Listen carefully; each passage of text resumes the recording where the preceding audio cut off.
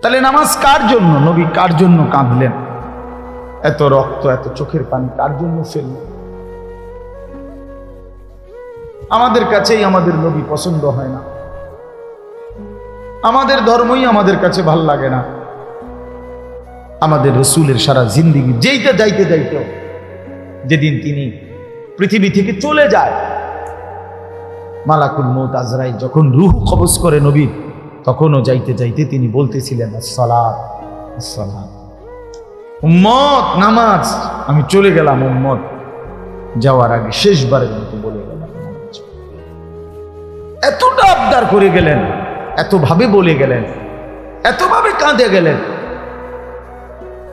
তাহলে ইসলাম আমাদের পছন্দ না, আমরা মেসওয়াক আমাদের কাছে পছন্দ না, দস্তরখান আমাদের কাছে মনে থাকে না, আমাদের নবীর তরিকা আমাদের কাছে মনে থাকে না, আমরা টয়লেট পেপার ব্যবহার করতে মন চায় না, বিলাকুল পানি ব্যবহার করি না ছেলেরা।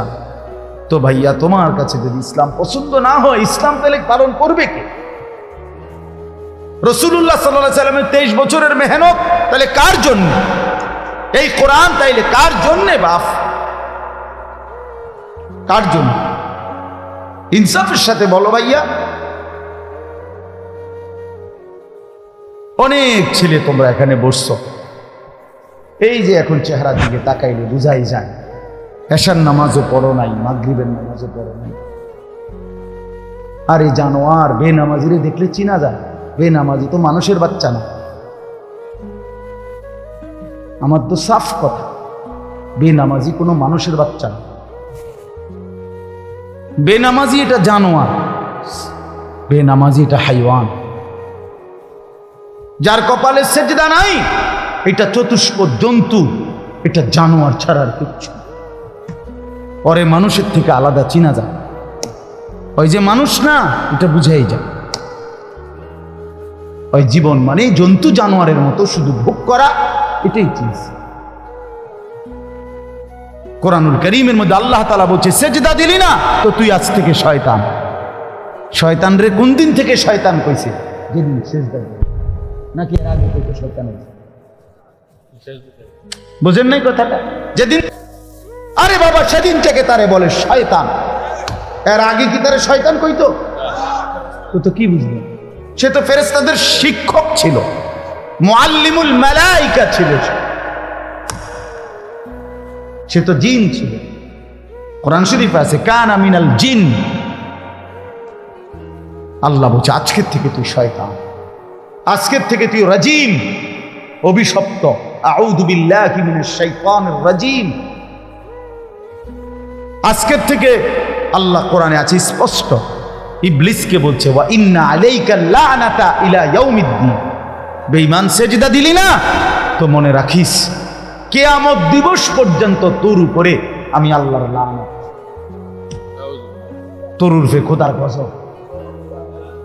তো তোমরা যারা সেজদা দাও না, তো তোমাদের উপরে আল্লাহর লানত, লানত, খোদার লানত। তোর উপরে খোদার গজব পড়ছে দেখে তোরে মালিকের সেজদা দিতে দেয় না, ভাত খাওয়ায়। ভাত তো আল্লাহ জন্তু জানোয়ারও খাওয়ায়। কুলু ওয়া তামাত্তাউ কালিলান ইন্নাকুম মুজরিমুন। কোরআন শরীফে আছে, আল্লাহ বলে বেঈমান খা, ওয়া তামাত্তাউ, দুনিয়া ভোগ কর, কালিলান, কিছু সময়ের জন্য, ইন্নাকুম মুজরিমুন, তবে মনে রাখিস তুই কিন্তু পাপী। 8টা বাজে নাস্তা খাইতে বসছিস বেঈমান, খা, ঠিক আছে খাইতে দিলাম, তবে মনে রাখিস তুই কিন্তু ফজরের নামাজ পড়স না, আমি মালিকের হিসাব আছে। রাত 10টা বাজে নাফরমান খাইতে বসলা, আল্লাহ বলে ডাক নাফরমান খা, দুনিয়া আমি সবাইরে খাইতে দেই, কিন্তু মনে রাখিস তুই কিন্তু এশার নামাজ পড়ো না। ঘর করছো, বিল্ডিং করছো, ফার্নিচার বানাইছো, ঠিক আছে ঘুমাও, থাকতে দিলাম, মনে রাখো বেঈমান, আমি জানি এগুলো সুদের টাকা, কিস্তির টাকা, এগুলা ওজনে কম দিয়া, সিটারি কইরা, বাটপারি কইরা, হারাম রোজগার করা টাকা।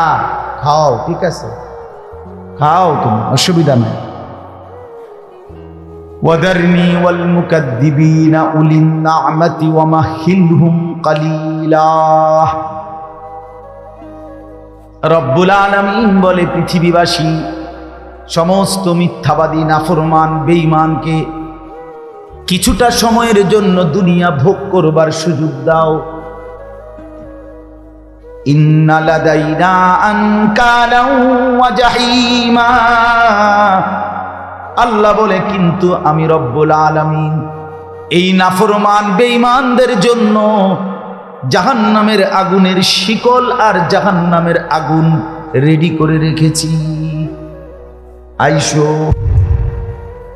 কবরে, আইসো বান্দা, প্রথম রাতেই আমি দেখাবো আমি মাওলার শাস্তি কতটা ভয়ানক। ওয়া আন্না আযাবি হুয়াল আযাবুল আলীম। আল্লাহ বলে, মনে রাখো বান্দা, আমার আযাব কিন্তু বড় ভয়ানক। ইন্না বাতশা রাব্বিকা লাশাদীদ। আল্লাহ বলেন, আমার ধরা কিন্তু বড় শক্ত ধরা, বড় শক্ত। এই জন্য আমরা যেন আল্লাহকে ভুলে না যাই। কেন নামাজ পড়বেন, কেন সেজদা দিবেন, আল্লাহকে বাদ দিবেন কেন? আল্লাহকে বাদ দিলে থাকেটা কি? যে মুসলমান মালিক চিনে না, তার আর মুসলমান রইল কি? যে মোমেন তার ঈমান চিনে না, মুনিব চিনে না, সে মুসলমান কিসের? ওয়ালা তামুতুন্না ইল্লা ওয়া আনতুম মুসলিমুন। আল্লাহ বলছে, পূর্ণ মুসলমান না হয়ে কবরে আইসো না বাবা, কষ্ট পাইবা, কষ্ট পাইবা। আউলা লাকা ফাআউলা সুম্মা আউলা লাকা ফাআউলা। আল্লাহ বলছে, নাফরমান, চারবার বলতেছি তোমারে, তোমার জন্য আযাব আছে, আযাব আছে, আযাব আছে, আযাব আছে। তাফসীরের মধ্যে লিখছে, একবার জান কবজের সময়, একবার কবরে, একবার হাসরের মাঠে, একবার জাহান্নাম, চারবার তুমি কষ্ট পাই। কোরআন শরীফে আছে, প্রত্যেক নাফরমান পাপী, বিশেষ করে বেনামাজি, এই ছেলের আল্লাহর ওহাই তোমাদের হাতে ধরে বলি ভাইয়া, কোরআন শরীফে আছে, আল্লাহ বলছে, যারা নামাজ পড়ে না, মালাকুল মউত আজরাইল খোদার কসম জান কবজের সময় কলিজা থেকে রুহুটা টান দিয়া ছিঁড়া ফেলবে, টান দিয়ে ছিঁড়া ফেলবে।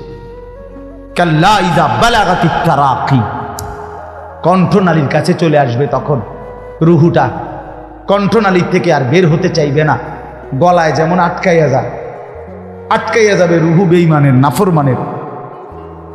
তো ফেরেশতা আল্লাহর নবী বলেন, মালাকুল মউত আজরাইল টাইনা হেসরাইয়া ছিঁড়া ছিন্ন ভিন্ন করে রুহুটা বের করবে। কেন এমন করলো? এমন নির্মম মৃত্যু হলো কেন? এমন ভয়ানক মর্মান্তিক মৃত্যু কেন হলো? কোরআন শরীফ আল্লাহ সরাসরি বলছে, ফালা সাদ্দাকা ওয়ালা সাল্লা।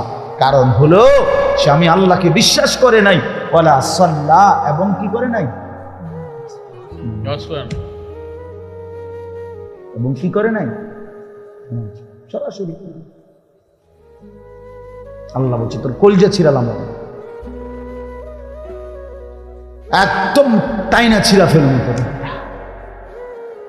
হ্যাঁ, তুমি সালাক মনে করছে না? মাতবর, মাতবর আর দুগা খাইয়া টোটো টোটো করে গরো মনে করো মাতবর, হ্যাঁ তাফালিং করো, কেউ তোমারে কিছু বলে না।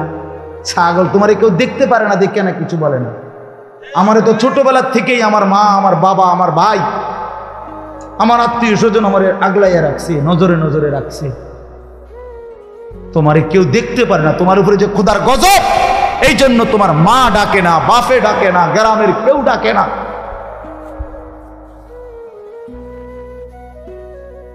এটা তো দুর্ভাগ্য বেটা, যে কিরে আমি একটা মানুষ, আমার কেউ কদ্দুর কিছু বাধা দেয় না।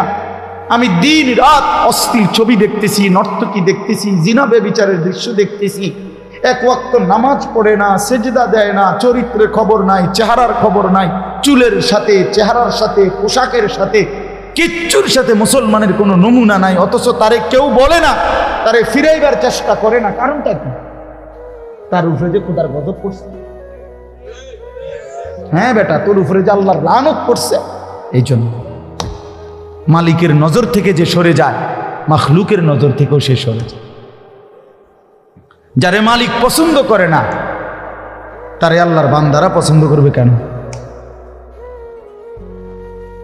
কেন ভাইয়া? ভেবে দেখেন। আমার মনে আছে, আমি প্রায় বলি, আমার ছোটবেলায় ছাত্র জীবনে আমি 3 বার, একদিনে 3 বার চুল কাটাইছি। আমার বড় ভাই আমারে 3 বার সেলুনে পাঠাইছে। কেন? এই ডিজাইনের চুল তো আমাদের সময় ছিলই না, শুধু সামনে পিছনের চুল একটু 19-20 হয়েছে। বলছে না, হয়েছে না, সমান হয়েছে না, আবার যাও, আবার যাও, আবার যাও। জীবনে আমি একবার শুধু একটা এমব্রয়ডারি পাঞ্জাবি এরকম নকশাওয়ালা একবার গায়ে দিছিলাম জীবনে, একটা পাঞ্জাবি। বড় ভাই ধইরা টাইম না সিরা টুকরা টুকরা করে ফেলাই দিছে।